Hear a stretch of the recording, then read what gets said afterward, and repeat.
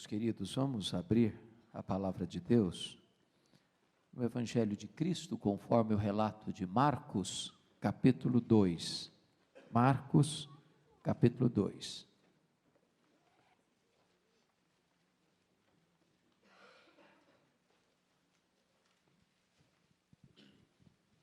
Nós vamos fazer a leitura do verso 1 ao verso 12. Está escrito: dias depois, entrou Jesus de novo em Cafarnaum, e logo correu que ele estava em casa. Muitos afluíram para ali, tantos que nem mesmo junto à porta eles achavam lugar, e anunciava-lhes a palavra. Alguns foram ter com ele, conduzindo um paralítico, levado por 4 homens. E não podendo aproximar-se dele, por causa da multidão, descobriram o eirado no ponto correspondente ao em que ele estava, e fazendo uma abertura, baixaram o leito em que jazia o doente. Vendo-lhes a fé, Jesus disse ao paralítico: filho, os teus pecados estão perdoados. Mas alguns dos escribas estavam assentados ali e arrazoavam em seu coração: por que fala ele deste modo? Isto é blasfêmia. Quem pode perdoar pecados, senão um, que é Deus? E Jesus, percebendo logo por seu espírito que eles assim arrazoavam, disse-lhes: por que arrazoais sobre estas coisas em vosso coração? Qual é mais fácil? Dizer ao paralítico: estão perdoados os teus pecados, ou dizer: levanta-te, toma o teu leito e anda? Ora, para que saibais que o Filho do Homem tem sobre a terra autoridade para perdoar pecados, disse ao paralítico: eu te mando, levanta-te, toma o teu leito e vai para a tua casa.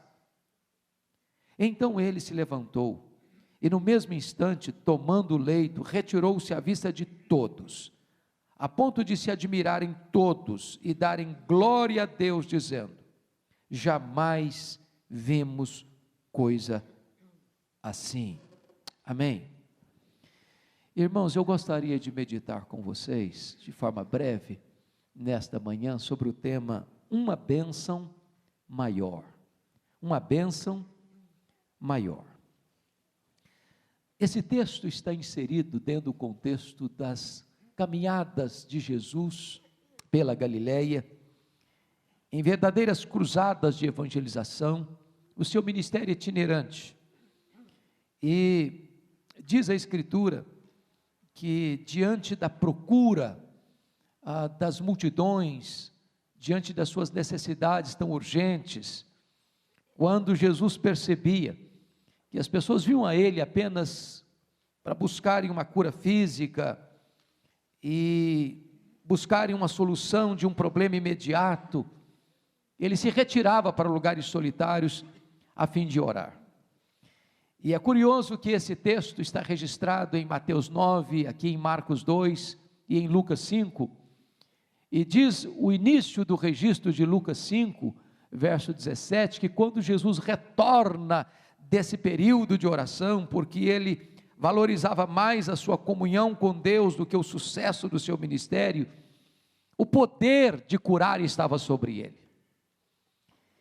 E agora somos informados de que ele está de volta a Cafarnaum, e ele morava em Cafarnaum desde que foi expulso de Nazaré, e fez de Cafarnaum seu quartel-general. Dali ele saía para suas campanhas de evangelização, para ali ele retornava, e todos então são informados de que ele está de volta a Cafarnaum, e ele está em casa. Quando a multidão aflui para ouvi-lo, as pessoas não conseguem ficar todas dentro da casa, na porta tem também uma multidão, do lado de fora também tem uma multidão, e diz a Escritura que Jesus ensinava a este povo a palavra, quando de repente, diz a Escritura, que um grupo de pessoas resolvem acompanhar 4 homens que estão levando a Jesus um paralítico, talvez um tetraplégico, E aqui eu quero chamar a sua atenção para 3 pontos nessa mensagem que quero enfatizar: aqueles que levam as pessoas a Cristo, aqueles que estorvam as pessoas a irem a Cristo, e aqueles que são conduzidos a Cristo. E aqui eu chamo a sua atenção para essa postura desses 4 homens. Eles olham para um paralítico, está ali na sua cama, na sua maca, talvez anos e anos a fio, sem esperança, uma doença incurável, um problema insolúvel, uma causa perdida. Mas esses 4 homens perceberam uma coisa: se esse paralítico fosse levado e colocado aos pés de Jesus, para aquela causa perdida tinha solução, para aquele problema insolúvel tinha uma resposta, para aquele homem condenado a ficar cativo em cima de uma cama, havia libertação, cura, perdão e restauração. Para que esses homens fizessem isso, 4 coisas eram necessárias. Primeiro, a visão. Você e eu precisamos levar pessoas a Cristo. Há pessoas que ou você as leva a Cristo, ou elas jamais poderão ir, elas jamais irão. Nós precisamos ter a visão, irmãos, de que aqueles que estão arruinados pela vida, aqueles que estão prisioneiros de seus pecados, aqueles que estão quebrados pelos dramas da existência, aqueles que estão cativos de seus vícios, se forem colocados aos pés de Jesus, eles serão curados, eles serão libertos, eles serão perdoados, eles serão salvos. Precisamos ter essa visão. Mas mais do que isso, irmãos, nós precisamos de perseverança, porque notem comigo, aqueles 4 homens, levando esse paralítico na sua própria cama, no seu próprio leito, rua fora, cidade afora, acompanhada de um séquito. Quando eles chegam, havia uma multidão na porta, ninguém arreda o pé, ninguém abre caminho, ninguém facilita o processo de levar aquele homem e colocá-lo aos pés de Jesus. Talvez eles pudessem dizer: olha, sinto muito, fizemos o que podíamos fazer, você sabe que agora daqui para frente não tem mais jeito, o povo não arreda o pé, ninguém abre caminho, aqui nós desistimos. É preciso perseverança para levar as pessoas e colocá-las aos pés de Cristo. Obstáculos vão surgir, problemas vão acontecer, mas se você tem o propósito de levar pessoas e deixá-las aos pés de Cristo, você precisa ter perseverança. Mas mais do que isso, essas pessoas tiveram criatividade, porque pense comigo nisso, no manual de evangelismo pessoal, não havia nada escrito de que se você encontrar dificuldade, você deve fazer coisas inusitadas, como subir com um paralítico para o telhado, destampar a casa, e descer com cordas essa cama no local onde Jesus estava. Meus irmãos, isso é uma das coisas mais complicadas que você pode imaginar, porque subir para um telhado já é complicado, subir com um telhado com uma cama é mais complicado ainda, mas subir para um telhado com um paralítico em cima da cama é um negócio complicadíssimo. E notem vocês que esse homem doente estava desanimado, porque a primeira palavra de Jesus para ele foi: tem bom ânimo. Jesus nunca desperdiçou uma palavra para ele dizer tem bom ânimo, porque o homem estava desanimado.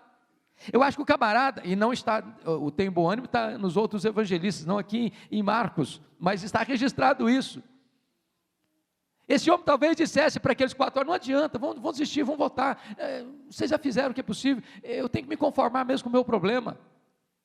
É necessário você ter, meu irmão, criatividade. Você tentou uma maneira, não deu certo? Procura outra forma. Você usou esse método, não funcionou, usa outro método. Você fez essa abordagem, não valeu, faça outra abordagem. Tenha criatividade para levar pessoas e colocá-las aos pés de Cristo. Mas sabe o que me impressiona no texto? Quando eles sobem com esse homem para o telhado, destampam, e vão descendo esse homem exatamente no lugar onde estava Jesus, diz a Bíblia, vendo-lhes a fé, Jesus disse ao homem paralítico: tem bom ânimo, filho, os teus pecados estão perdoados. Jesus não viu a fé do homem que ia ser curado, Jesus viu a fé dos homens que levaram o homem que devia ser curado. Eu acho isso maravilhoso, porque às vezes você e eu recebemos bênção na nossa vida, não por causa da nossa fé, mas por causa da fé daquelas pessoas que estão à nossa volta. Talvez a pessoa que você quer levar a Cristo nem tem fé, mas Jesus honra a sua fé. Jesus abençoa a gente por causa da sua postura, por causa da sua atitude, por causa do seu gesto, por causa da sua manifestação de fé, que se a pessoa que você quer colocar aos pés de Jesus, for colocada de fato aos pés de Jesus, um milagre de Deus vai acontecer. Então não desista das pessoas. Não desista da sua família, não desista do seu marido, não desista da sua esposa, não desista dos seus pais, não desista dos seus filhos, não desista dos seus parentes, não desista dos seus amigos, não desista dos seus colegas. Coloque essas pessoas aos pés de Jesus, porque Jesus honra até mesmo a fé que vai estar no seu coração, ao colocar essas pessoas aos pés do Salvador. Mas eu quero olhar em segundo lugar os que estorvam as pessoas de irem a Cristo. O versículo 4 diz que não podendo aproximar-se dele por causa da multidão. A multidão sempre foi um obstáculo, sempre foi. Foi um obstáculo para esse homem, foi um obstáculo para Bartimeu, foi um obstáculo para Zaqueu. As pessoas sempre vão se interpor no caminho que leva as pessoas a Cristo. E se você não tomar cuidado, as multidões, ou a multidão, pode afastar você de Jesus. São os amigos, são os parentes, são os vizinhos, são os conhecidos, são os colegas de trabalho, são os colegas de escola. Eles estão por aí, e eles vão muitas vezes bloquear o seu caminho, fechar a sua estrada. O segundo grupo que nos consta que foi obstáculo, foram as pessoas que estavam dentro da casa, porque somos informados pelos evangelistas, Mateus e Lucas, de que ali naquela casa tinha escribas e tinha fariseus, vindo da Judéia, vindo de Jerusalém, vindo da Galileia, ou seja, a essas alturas, ao mesmo tempo que havia uma multidão procurando Jesus, havia também um outro grupo vigiando Jesus, policiando Jesus, investigando Jesus, buscando uma oportunidade para acusarem Jesus. A motivação deles não era aprender de Jesus, a motivação deles não era de serem curados por Jesus, libertos por Jesus, perdoados por Jesus. Eles estavam ali exatamente como fiscais da vida alheia, eles estavam ali apenas para tentar pegar Jesus no contrapé, num ponto falho, para acusá-lo e condená-lo. E diz a Bíblia, que quando Jesus Cristo, ao ver o homem descer na sua cama e dizer, vendo-lhes a fé, Jesus disse ao paralítico: filho, tem bom ânimo, os teus pecados estão perdoados. Eles não falaram, os escribas e fariseus não falaram, mas eles pensaram, eles cogitaram no coração assim: por que esse homem blasfema? Só Deus tem autoridade para perdoar pecados. E pensem comigo que eles estavam certos e eles estavam errados. Estavam certos porque é verdade, só Deus tem autoridade para perdoar pecados. Eles estavam errados porque não reconheciam em Jesus o próprio Filho de Deus. Há muitas pessoas que vão duvidar da sua experiência. Há muitas pessoas que vão duvidar do poder de Deus para mudar a sua vida. Há muitas pessoas que vão se interpor no seu caminho para que você não experimente o milagre da cura, da libertação, do perdão e da salvação na sua vida. Mas olhem comigo agora, em terceiro lugar, os que são conduzidos a Cristo. Pense comigo nesse paralítico. 3 coisas aconteceram com ele. Primeiro, ele foi cativo e voltou livre. Cativo da doença, cativo da sua cama, cativo da sua paralisia, cativo do seu desânimo, cativo da sua falta de esperança, cativo do seu desespero existencial. Mas ao ser levado a Cristo, esse homem que foi cativo, saiu livre. Essa é a nossa convicção e esperança, irmãos. As pessoas vivem cativas hoje, cativas do medo, cativas do pecado, cativas do vício, cativas do desespero, cativos da desesperança, cativos do vazio, cativos da angústia, cativos da solidão, cativos de tantas coisas que as mantêm prisioneiras. Mas quando elas vão a Jesus, elas saem de lá livres. Porque a Bíblia diz: se o Filho vos libertar, verdadeiramente sereis livres, conhecereis a verdade, e a verdade vos libertará. Segundo lugar, irmãos, este homem foi carregado, e voltou carregando. É preciso que 4 homens fossem levando a sua maca, fossem levando a sua cama, mas diz a Bíblia que este homem que sai da sua casa, percorrendo pelas ruas da cidade, carregado, ele sai de lá carregando a sua cama, porque Jesus fez o impossível, porque Jesus fez o imponderável, porque Jesus fez o extraordinário, porque Jesus fez o milagre, e Jesus é o mesmo ontem, hoje, sempre é o mesmo. E talvez hoje, você que está aí, precisando ser levado a reboque pela vida, Jesus pode mudar sua sorte, Jesus pode transformar a sua história, e você pode sair daqui carregando em vez de ser carregado. Terceiro lugar, este homem foi buscar uma bênção e voltou trazendo 2 bênçãos. Notem comigo, irmãos queridos, o que está acontecendo.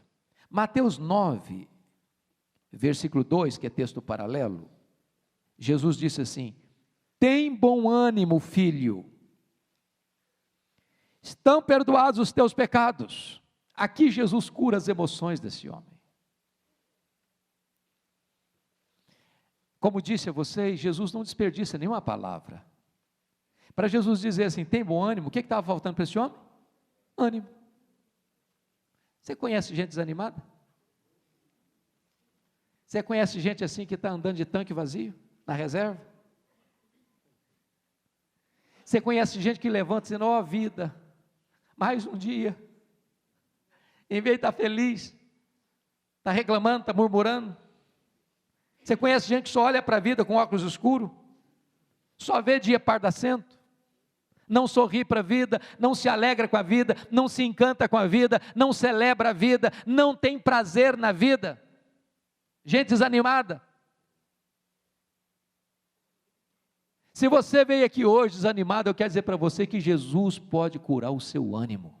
Jesus pode dar para você ânimo, Jesus pode libertar você dessa sombra escura, desse nevoeiro denso que está cercando a sua alma, e dá para você ânimo, dá para você alegria, dá para você vontade de viver, dá para você razão para viver e celebrar a vida.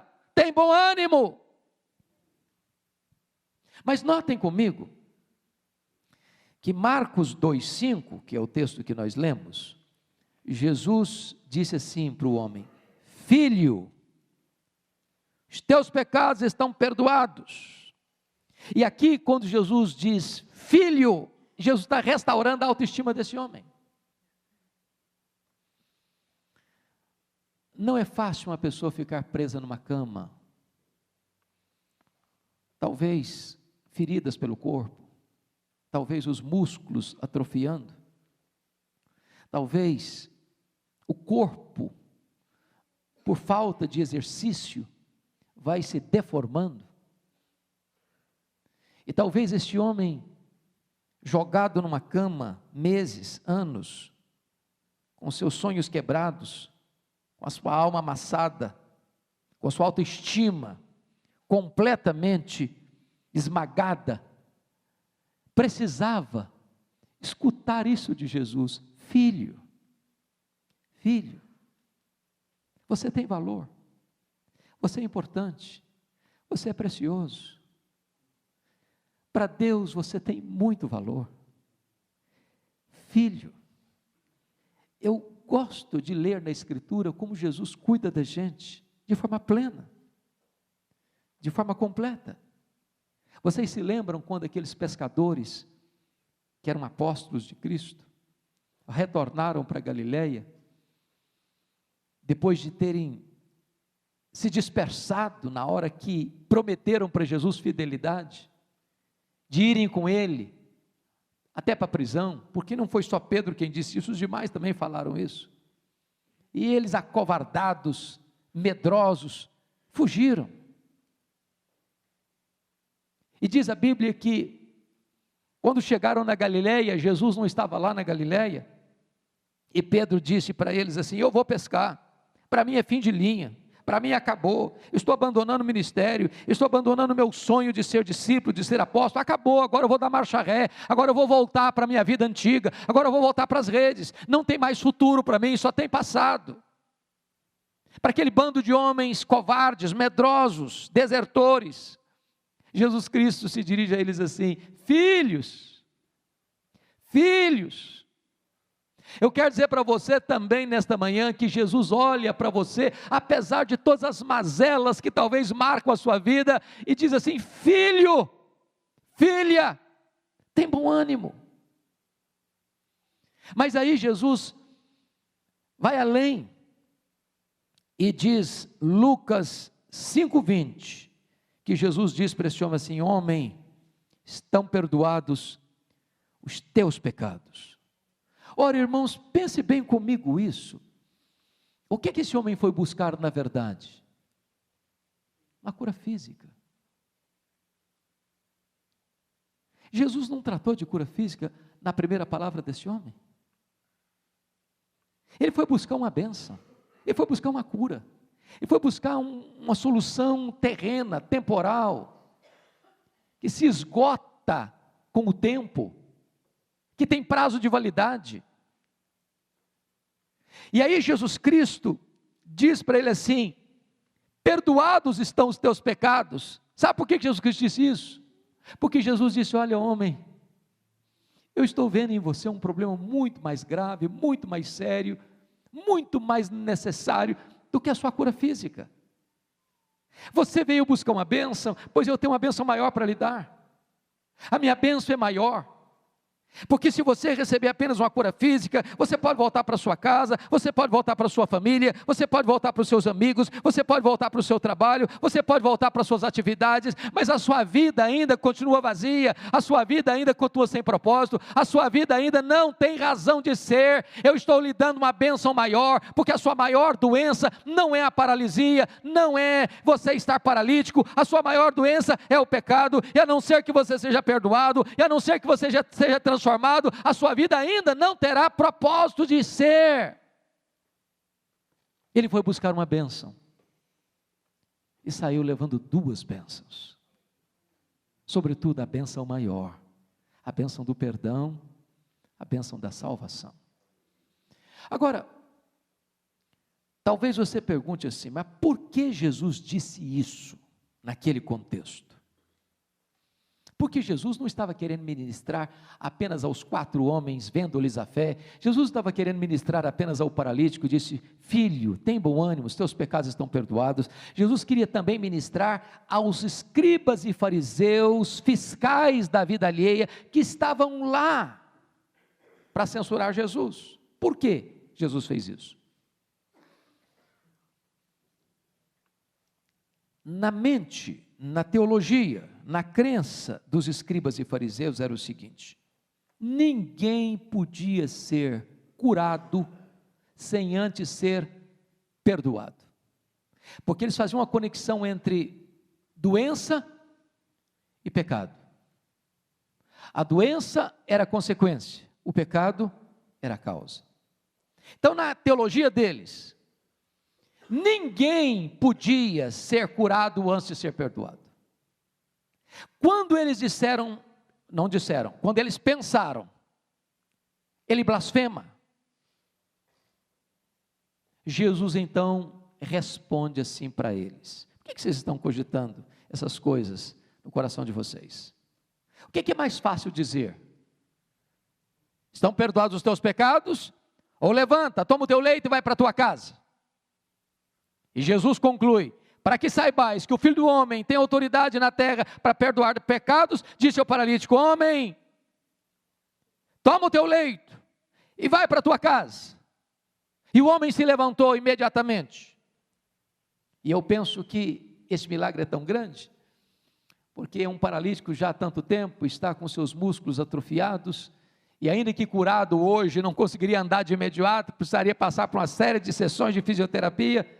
o homem não só se levantou, o homem pegou a cama dele, e diz o evangelista Mateus que ele saiu dando glória a Deus, e voltou para sua casa, e todos se admiraram do quanto Deus fazia. Hoje vimos milagres, nunca vimos coisa assim. Então, aqueles escribas e fariseus, de duas uma, ou eles tinham que abandonar a teologia deles, porque o homem está curado, na cabeça deles, se está curado, está perdoado, e como só Deus pode perdoar pecados, e eles acreditavam nisso, e é verdade, então eles tinham que admitir, esse que está diante de nós, é o próprio Deus feito carne, porque se o homem está curado, e está curado, e se só pode estar curado depois de perdoado, e se só Deus pode perdoar pecados, então esse que está diante de nós é o próprio Deus. Jesus é tão gracioso e tão misericordioso, que ele tem compaixão até dos seus críticos, que ele ministra graça até para os seus críticos, e ele, em vez de fazer uma apologia da sua divindade, faz uma demonstração prática da sua divindade. E eu quero concluir tratando com você dos resultados disso, porque Mateus 9:8 nos informa que as multidões glorificavam a Deus diante desse milagre.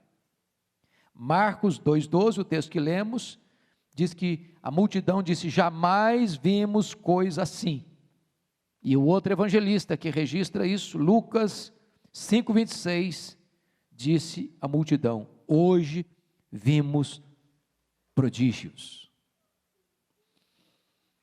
E eu concluo, para nós vermos prodígios, para nós vermos milagres, nós precisamos, irmãos, tomar algumas medidas. Quem faz milagres é Deus, quem perdoa pecados é Deus, quem cura os enfermos é Deus, mas é nossa responsabilidade levar as pessoas a Cristo. Quantas pessoas que precisam de um milagre, e elas não poderão ir, a não ser que você as leve. Nós já encontramos Cristo, nós já encontramos o Salvador, nós já fomos perdoados pelo Salvador, e há muitas pessoas na nossa família, na nossa parentela, no nosso trabalho, nos nossos relacionamentos, nesta cidade, que precisam ser levadas a Cristo. Que Deus nos dê visão, que Deus nos dê perseverança, que Deus nos dê criatividade, que Deus nos dê fé para levar as pessoas e colocá-las aos pés de Cristo. Vamos curvar nossa fronte, vamos orar.